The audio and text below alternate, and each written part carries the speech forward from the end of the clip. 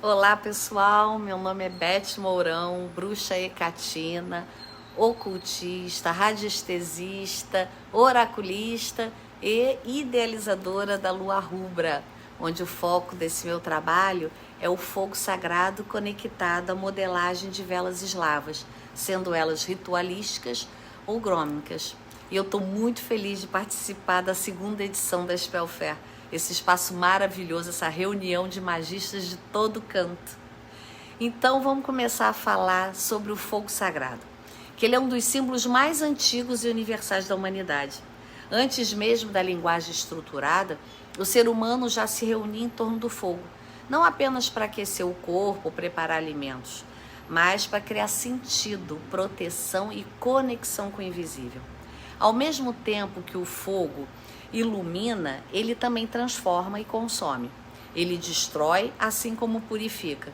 Por isso, em praticamente todas as tradições culturais, incluindo as espiritualistas, ocultistas, xamânicas, esotéricas e as ligadas ao cristianismo, o fogo sagrado ocupa um lugar central como mediador entre o mundo material e o espiritual.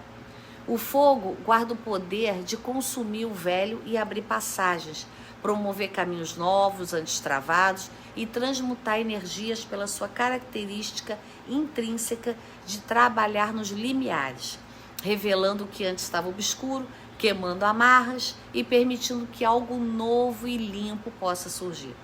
E encontramos essas correlações também no cerne da cultura eslava. Tradicionalmente, esse povo, originário da Europa Oriental, principalmente nas regiões entre Polônia e Ucrânia, tinha uma relação intensa com os elementos da natureza, especialmente com o fogo. Nessa cultura, o fogo não era apenas reverenciado, ele era considerado um espírito guardião do lar e da comunidade, o elemento símbolo de uma linhagem ancestral, sendo que para as famílias o fogão a lenha ou a lareira eram os espaços mais importantes da casa. Nesse contexto, o fogo era entendido como uma força divina, elemento espiritual ativo para a conexão com os ancestrais. E eram as mulheres mais velhas das famílias que mantinham a chama dos seus fogões ou lareiras permanentemente acesas dentro dos seus lares, evocando o fogo sagrado e o espírito doméstico que vivia ali no fogão ou na lareira. Esse espírito doméstico era chamado de domovik. Ele regia e guardava a casa, sendo a personificação dos ancestrais daquele lar. Isso era tratado com profunda reverência, honrando esse espírito guardião e o elemento fogo juntos, em gratidão ao grande poder transformador, protetor e mantenedor da vida que o fogo tem. O fogo da casa jamais deveria se apagar completamente, pois a sua continuidade representava a proteção, a prosperidade e a constante conexão com os ancestrais. Quando a família, por exemplo, precisava se mudar de casa, ela transportava um pouco desse fogo doméstico para a nova casa, colocando no novo espaço destinado ao fogão a lenha ou a lareira, de maneira bem cuidadosa, como uma cerimônia de boas-vindas mesmo. Algo tipo, bem-vindo a essa casa nova, cuide de nós, cuide desse novo lar. Enfim, além dessa profunda ligação com o elemento fogo, o povo eslavo mantinha também outro elemento como sagrado, que também era trabalhado com muita reverência. Era a cera de abelha, profundamente vista como um dos símbolos da vida, pois sua presença era constante na vida prática desse povo.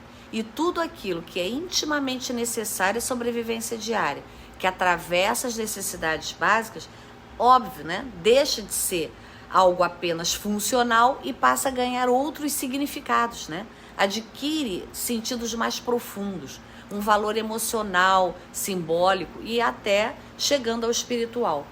E assim foi com a cera de abelha, nas suas aplicações cotidianas, manuseada todos os dias, aquecida no fogão, moldada às mãos, conforme as necessidades da vida. Sua extração se destinava a várias aplicações no dia a dia. Por exemplo, como produção de velas, para iluminação doméstica, principalmente no inverno rigoroso, onde as noites eram muito longas na Europa Oriental, e substituía também, né, as velas feitas com gordura animal, pois a queima da cera de abelha era mais lenta e produzia menos fumaça, além do seu cheiro ser bem mais agradável, né? Funcionava também como vedação para recipientes de madeira, cerâmica, couro, garrafas, potes, né, protegendo os alimentos contra a umidade e contaminação durante o armazenamento. Servia também como impermeabilização de utensílios e roupas, aumentando a durabilidade e a resistência à água, fundamental em regiões frias e úmidas. Servia também como lubrificante de ferramentas e de peças de madeira, mantendo a sua durabilidade. Era usada como lacre, né, para cartas e documentos, garantindo que não fossem violados. E um uso muito constante e importante era o uso medicinal, que ela era usada como base para ungüentos e pomadas, que misturados com ervas e óleos tratavam feridas, infecções da pele e até inflamações leves. Esses poucos exemplos já mostram, né, a presença constante e a intimidade no manuseio desse material tão versátil. Nascida do trabalho das abelhas, que são alimentadas pelas flores e pelo sol disponíveis no ambiente, a cera dessas trabalhadoras incansáveis passou a ser percebida como uma substância orgânica muito viva, integrada, portadora de uma espécie de sabedoria natural. A sua capacidade de transformação de massa pastosa, estado líquido, estado sólido com derretimento, não passou desapercebida. Então começou a se perceber que a aplicação expandiu, podia se expandir. Logo se percebeu que aquilo que vedava protegia, aquilo que iluminava revelava, aquilo que queimava consumia. Portanto, aquilo que poderia ser modelado também poderia armazenar intenções.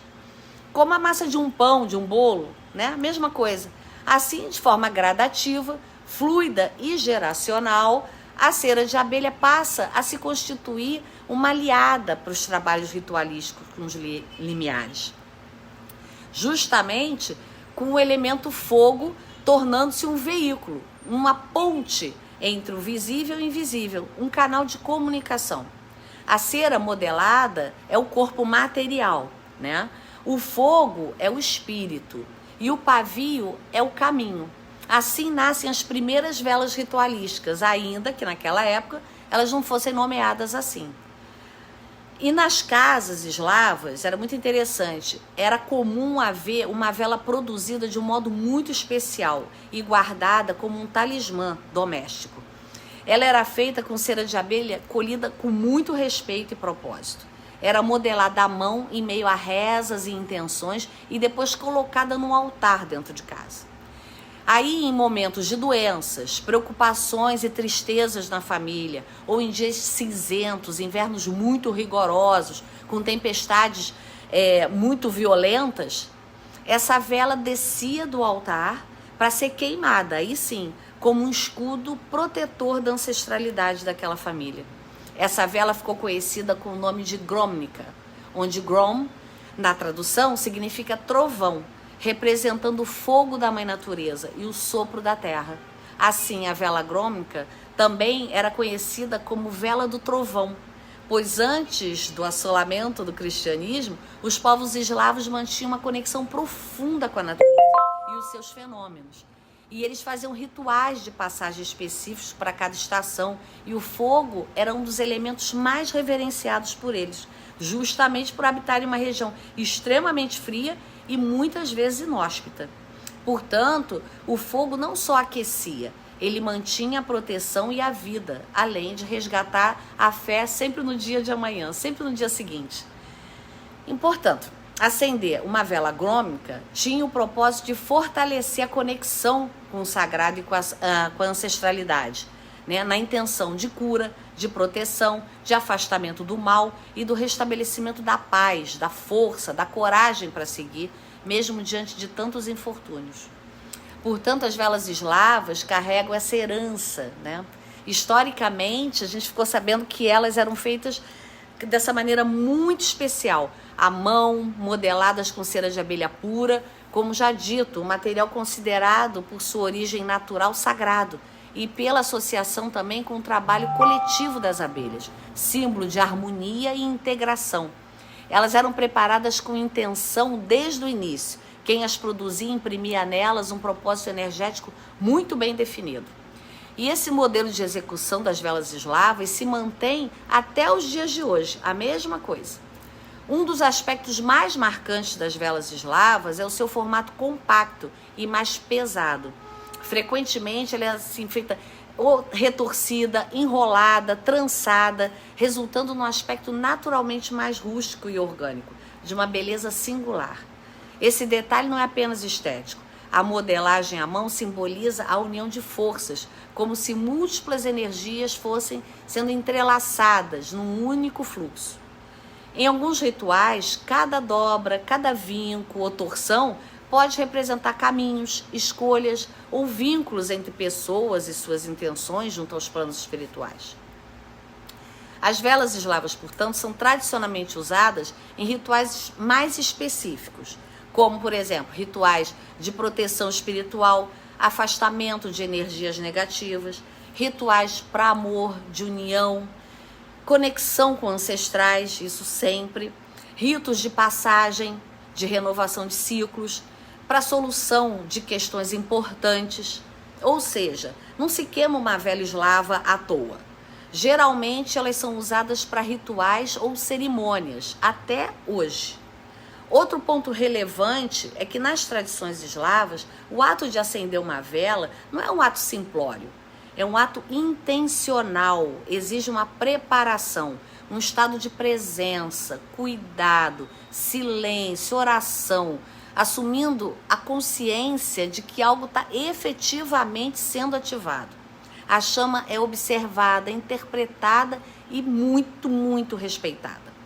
O comportamento do fogo, da chama, né? Como ela se comporta, se dança, se oscila, se queima firme, pode ser visto como uma linguagem simbólica, uma forma de resposta.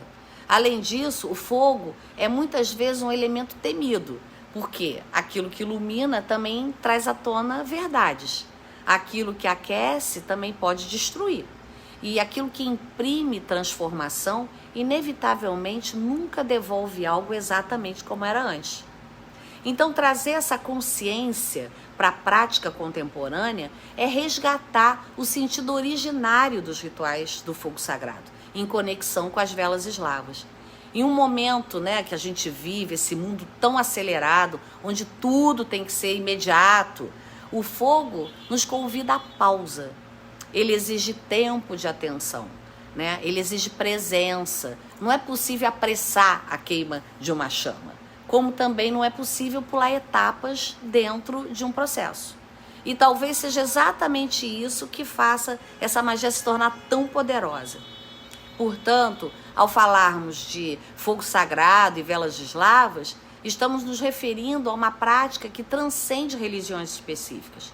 Trata-se de um ritual, de um ato, né, ritualístico, na verdade, é um ato ritualístico.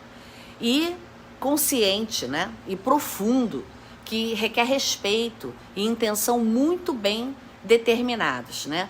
Porque seja para rituais de purificação, proteção, banimento ou manifestação de desejos e comunicação com forças superiores, a coisa tem que ser muito bem elaborada, pensada e forte no propósito. O fogo ritualístico não é apenas um elemento físico. Ele é tratado como uma presença viva, uma energia que ativa e responde à intenção de quem o acende. Essa conexão com a natureza e os seus ciclos é o que chamamos na magia natural, né, dentro do universo da bruxaria, de força da natureza.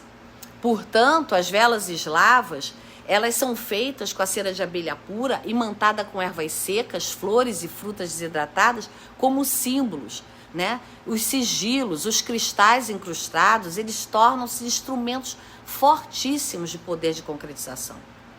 Rituais são diálogos entre mundos e é a constância da prática que aprimora essa linguagem. Então, dentro desse processo, a metodologia é individual e singular, variando de magista para magista. Não há certo nem errado. Há algo que seja coerente com a alma do praticante.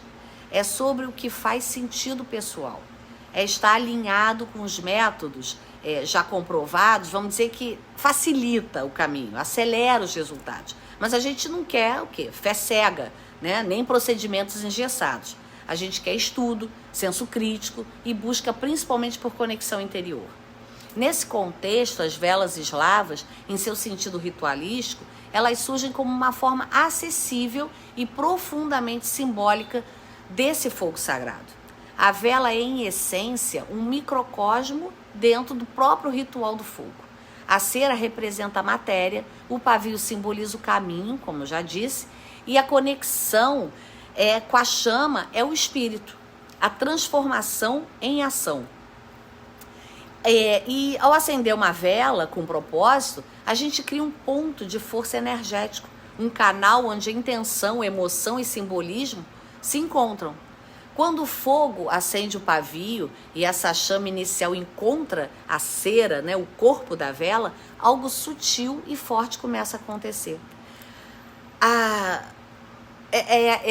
É muito intuitivo, né? É uma coisa muito intuitiva, mas o corpo físico da vela, ela se entrega, vamos dizer, a um propósito, a um ato quase sacrificial, eu diria um ato sacrificial inserido no processo, onde a vela não morre, né? Ela se transforma em movimento ígneo de transmutação, ou seja, forma-se ali um fluxo em que a matéria é convertida em energia para carrear a essência da intenção, na sua forma pensamento, para o plano invisível de ação. Assim como os antigos, nós aqui hoje, como magistas, a gente segue esses ensinamentos valiosos. Conseguimos entender que o fogo sagrado é a primeira energia universal, é um elemento nascido do aonde? Princípio etérico, né? Tudo nasce do akasha, né? Sendo uma matéria pura, sutil, inerentemente alinhada com os ciclos naturais cósmicos. É nesse sentido que o fogo se torna um grande canal de comunicação, uma linguagem etérica, que traduz e transmite as intenções e pedidos feitos, né, de outros planos, como por exemplo nosso aqui, para o plano universal de concretização. O plano onde a intenção começa a se organizar, se densificar e atravessando diferentes níveis, pode ou não retornar em forma concreta. Em outras palavras, dependendo dos atravessamentos, o pedido pode ou não se realizar. Daí vem a necessidade de sabermos elaborar o mais precisamente possível o que queremos, pois intenções mal formuladas vão atrair o quê? Respostas difusas, pois não temos mesmo o controle absoluto, né? Assim como a gente gostaria, sobre os mistérios que cercam a gente. Portanto, a vela nesse momento ocupa um lugar de intermediadora entre nós e o invisível, entre o que desejamos e a sua manifestação na matéria, entre o mundo concreto e aquilo que não pode ser tocado. Os antigos sabiam que nada que almeje tocar o invisível deve ser feito de forma imprudente ou descuidada. O gesto de alinhamento entre necessidade, intenção e concretização é um ato que inclui o próprio magista, conectando sua chama interna, que parte do quê? Do centro de força do coração, nosso chakra cardíaco, onde reside a nossa conexão com o mundo médio, o mundo da matéria, e sua ligação com o submundo, que é o nosso chakra básico, e com o mundo celestial, que é dentro do nosso chakra coronário, a partir dele, no caso, né? Ou seja, o coração é o nosso centro de expansão e comunicação com o todo universal. Assim como os antigos eslavos, nós hoje fazemos as nossas velas eslavas da mesma maneira alquímica. A gente procura se aproximar o máximo possível da origem, que a gente tenha conhecimento, né? Portanto, elas são modeladas à mão, em cera de abelha pura, com ervas e flores, e de acordo com a necessidade que se apresenta. E cada uma delas é única e singular, pois a gente não consegue reproduzir uma mesma vela idêntica à outra, ainda que os elementos usados sejam os mesmos. Elas variam em tonalidade de cor, variações de forma, composição e consagração. Cada detalhe carrega significado. As cores, por exemplo, elas evocam vibrações específicas de proteção, de amor, de saúde, prosperidade, transmutação. As ervas, flores e óleos vegetais, eles potencializam a intenção. Os formatos e inscrições direcionam o fluxo simbólico do ritual. Então, dentro desse universo, as velas eslavas, elas ocupam um lugar muito especial e profundamente ancestral. Quando utilizamos velas ritualísticas hoje, especialmente as inspiradas nas tradições eslavas, estamos, de certa forma, reativando uma memória ancestral. Não se trata apenas de acender uma vela para um pedido, mas de entrar em relação com o fogo como um aliado, um mensageiro, um transformador. O fogo sagrado nos ensina que toda transformação envolve entrega.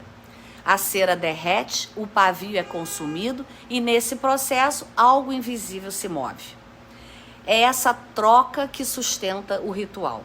Oferecer matéria para ativar o espírito. É isso, né? Isso é mais do que uma prática espiritual, no caso. É um reencontro com uma sabedoria antiga, onde o simples ato de acender uma chama pode abrir caminhos, dissolver pesos e iluminar aquilo que ainda não conseguimos ver. E talvez, no fim, essa seja a maior essência do trabalho com o fogo sagrado somado às velas ritualísticas. A de não ser apenas um momento de petição superficial, mas um movimento energético do ambiente ao nosso redor. Isso revelando aquilo que precisa ser visto, primeiramente dentro de nós mesmos. Hoje, quando modelamos uma vela eslava, sendo ela agrômica ou ritualística, estamos resgatando, transmitindo e perpetuando um saber ancestral, passado por gerações e que chegou aqui, né, no Brasil pelas mãos dos primeiros imigrantes, por volta mais ou menos do século XIX, que eles vieram para as colônias agrícolas do sul do país.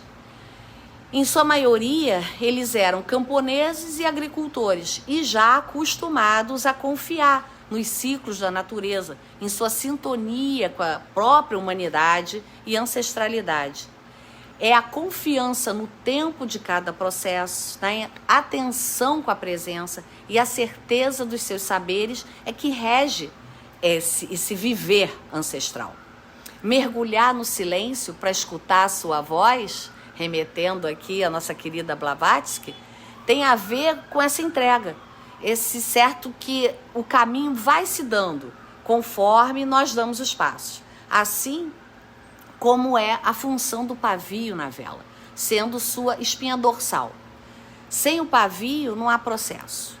É ele que conduz a chama, ao mesmo tempo que a mantém acesa, para que todo o corpo da vela possa cumprir o seu desígnio, a vontade do universo, para o qual a vela foi destinada, né, a cumprir o seu propósito de existência, quando finalmente ela encontra a sua parceria humana de trabalho. Ou seja, trabalhar com o fogo sagrado junto com as velas eslavas é um convite para a reconexão ao sentido mais profundo da existência, aprimorando o dom da manipulação das energias no aqui e no agora, com a alma presente no compasso do tempo, aguçando os sentidos para tecer uma alquimia mais elaborada, enquanto a intuição é liberada para expandir.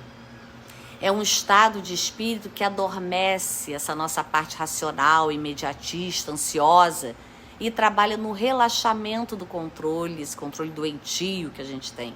Enquanto a vela é modelada, a sua temperatura na mão, o cheiro que as ervas exalam, assim como seu formato e textura orgânicos, que vai se dando no decorrer desse processo, é que proporcionam essa artesania alquímica e terapêutica.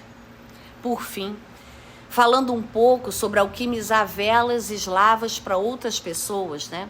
A gente pode pensar que, como manipulamos energias vivas, haverá, portanto, uma troca energética, que inevitavelmente vai ser impregnada uma parcela da nossa energia, do nosso magnetismo, na vela. Então, se a gente está modelando velas para outras pessoas, temos que focar precisamente na intenção que a pessoa necessita ou que tenha pedido, sem a interferência da nossa vontade e principalmente do nosso julgamento. A gente pode escolher fazer ou não, né, uma vela para determinada pessoa ou o desejo dela. Mas todo cuidado e atenção são necessários quando nos dispomos a trabalhar para alguém. A potência e o resultado de uma vela estão diretamente relacionados com a qualidade energética de quem a produziu. Então é fundamental cuidarmos, né, de quem está fazendo a vela deve cuidar, né, dos nossos pensamentos e sentimentos enquanto manipulamos essas energias tão sutis. Quanto mais trabalhado energeticamente o magista for, muito melhores vão ser os resultados do seu trabalho, tanto para si mesmo quanto para as pessoas que solicitarem o seu ofício. Então é isso, pessoal. Eu espero que vocês tenham gostado dessa palestra sobre o trabalho conjunto do fogo sagrado e as velas eslavas. Então, agora eu vou mostrar para você a execução de uma vela eslava desde o derretimento da cera até a modelagem final, passando por todas as etapas, para vocês terem uma ideia de como é o processo. Essa vela eu vou dedicar à nossa honrosa Baba Yaga, a bruxa sábia da floresta, que mora na sua casa de madeira erguida por pés de galinha. Já ouviram falar? É a senhora da floresta, espírito da natureza, curandeira, maga e mestra, protetora, mas por vezes também vingativa, mal-humorada e trapaceira, ou seja, uma velha senhora enigmática, imprevisível e absolutamente encantadora da cultura eslava. Então, vamos a ela? Oi, pessoal. Então, estamos aqui na cozinha da bruxa. Fazer a nossa vela. Eu escolhi fazer, então, uma vela agrômica de proteção em homenagem à nossa Baba Yaga. E eu vou apresentar para vocês os cúrios que eu escolhi, os elementos que vão na vela. Aqui já tá moidinho o que? A arruda, as cascas de cebola, as cascas de alho e o cravo. Por fora dela, isso vai ser por dentro, essa misturinha aqui vai ser por dentro. Já tá aqui moidinho, já fiz para adiantar. Por fora, a gente vai revestir com alecrim, sálvia e cascas de ovos moída. Então, todos esses cúrios, eles servem para proteção, limpeza energética, poderes mentais, purificação, cura, tudo em relação a isso. Então, vou fazer a agrômica nesse sentido, em homenagem à nossa Baba Yaga. Então, pessoal, a primeira etapa é o derretimento da cera, né? Tá vendo aqui, ó, a cera de abelha, comprada de apiário, 100% pura, vendo? Essa já veio alveolada, mas tem também as ceras que vêm em bloco, né? Maciça. E a gente vai derreter essa cera numa panela especial feita de ágata. Por quê? Porque é uma panela que não solta resíduos, substâncias tóxicas. Essas panelas de ágata são muito usadas justamente para fazer o quê? Comidinha de neném, né? Papinha de neném, comida de criança pequenininha, por justamente não soltar resíduos tóxicos. Então a gente vai derreter essa cera em banho-maria. Muito bem, olha. Agora com a cera derretidinha já, tá bem derretidinha, é a hora de a gente tingir. Se for o caso de tingir, porque pode usar velas, né, nesse tom maravilhoso, dourado, mel da própria cera, né? Mas eu resolvi tingir a vela com espirulina. Olha o tom de verde que traz a espirulina. Que coisa mais linda, né? É um verde musgo, é lindo. A espirulina é uma alga né, esverdeada, justamente, muito valorizada tanto na nutrição quanto nas práticas espirituais modernas, né? As suas propriedades mágicas, elas englobam vitalidade, força energética, renovação, regeneração, purificação, clareza mental. É um cúrio que tem uma conexão enorme com a natureza, né? Muito profunda, com o elemento terra também, né? Então, o seu tom esverdeado remete às árvores e musgos da floresta, né? Por isso, eu escolhi a espirulina para tingir a nossa vela. Uma canela, para ela trazer, um pauzinho de canela, né? Para ela trazer uma energia para o ambiente, né? Para ela purificar, para ela energizar o ambiente. O cheirinho da canela, que delícia. Vamos energizar aqui um círculo de trabalho. Tô bem, vou deixar ela aqui queimando, gostosinho. E agora vamos trazer a nossa cera derretida já para o nosso suporte para fazer a vela. A gente joga a cera aqui.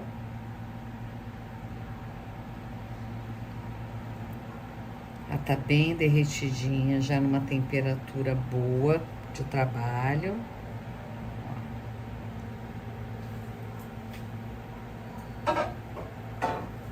E vamos botar os nossos cúrios. Ó, aquilo que eu falei, lembra no início? A misturinha de casca de cebola, casca de alho, cravo. O que mais? Arruda, né? Isso aqui vai por dentro. Para trazer bastante proteção para casa.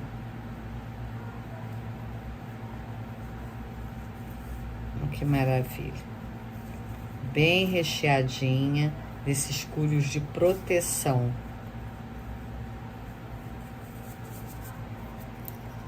Bem, eu já tingi o pavio, estão vendo? Pavio já tingido. Agora, vamos esperar secar um pouquinho. Tem um tempo, pouquinho. Esperar ela só tomar um tomzinho para que a gente possa pegar nela, né? Para não queimar a nossa mão, né? Mas ela ela já fica bem pra gente pegar nela, sem queimar a nossa mão. Agora, ela já na temperatura ideal, olha que bonito. Por que eu tô trabalhando com luva? Não é só por causa da temperatura, não. É para justamente, né, a gordura natural da nossa pele não invadir, né, não contaminar a vela, né, a massa da vela. Então, olha, agora já dá para pegar nela. Olha que bonito, gente. Olha que coisa mais linda, mais linda. Aí a gente começa a modelar esta vela. Ó, os elementos todos aqui dentro, ó. A gente começa a modelar essa vela. E a gente vai fazer isso mesmo, ó. A gente vai fazer uma massa bem manuseadinha, bem misturadinha na mão.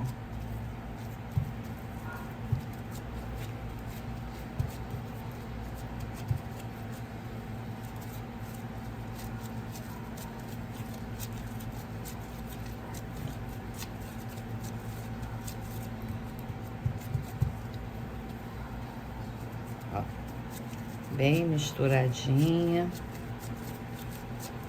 Viu? Já tá numa temperatura que não tá queimando, viu? Faz uma bolinha, né? Ó, olha que massa bonita, olha, massa bonita, ó. Tá linda, né? Aí a gente vai postar ela aqui. vem com o nosso pavio e envolve a vela com o nosso pavio e começa a modelagem à mão.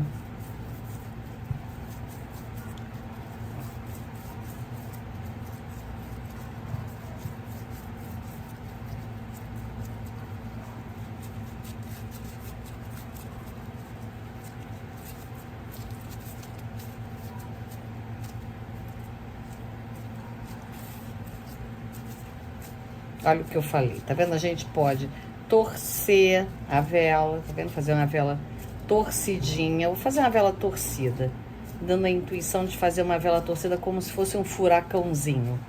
Olha que linda. Tá vendo? Como se fosse um furacãozinho. A gente vai torcendo ela. Ó, o que eu falei dos vincos, tá vendo? Olha que bonita. Olha que linda que tá essa grômica nossa. E olha a massa dela, né? A gente bota ela um pouquinho em pé. Olha. Que bonita, gente. Olha isso. Que vela. Olha os detalhes da cor, do tom sobre tom. Olha que incrível que fica. Tá vendo? Ó. Essa já modelamos a nossa grômica.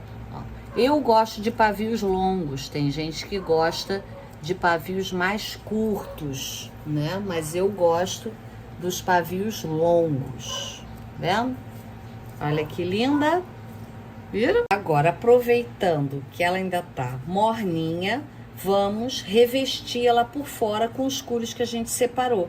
A gente vai fazer uma misturinha da sálvia, olha que linda, muito cheirosa. Sálvia é uma maravilha, olha o cheiro, ela quentinha, morninha com a sálvia.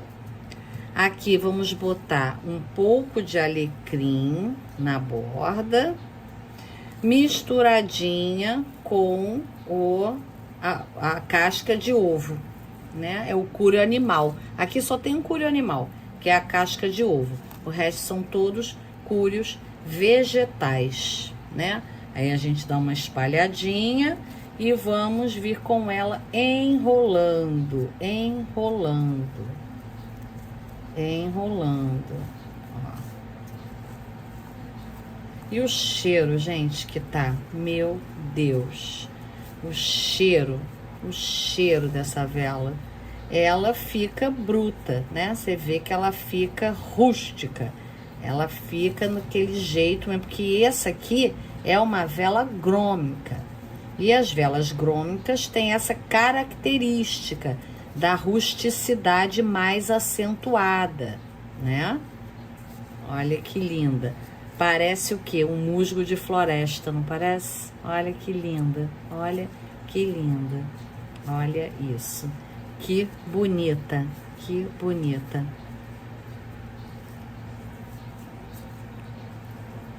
O cheiro, gente, é inacreditável. A mistura desses cúrios. A gente já se sente protegida. Só aqui, só de estar aqui com eles, a gente já se sente protegida. Vamos revestir mais um pouco.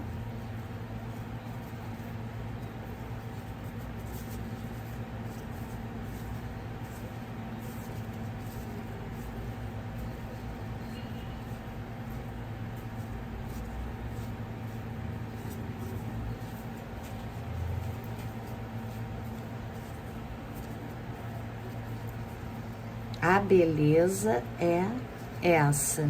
Tem vários tipos, viu, pessoal? De velas ritualísticas no modelo eslavo. Essa eu escolhi para Baba Yaga. Ela é uma vela grômica, né?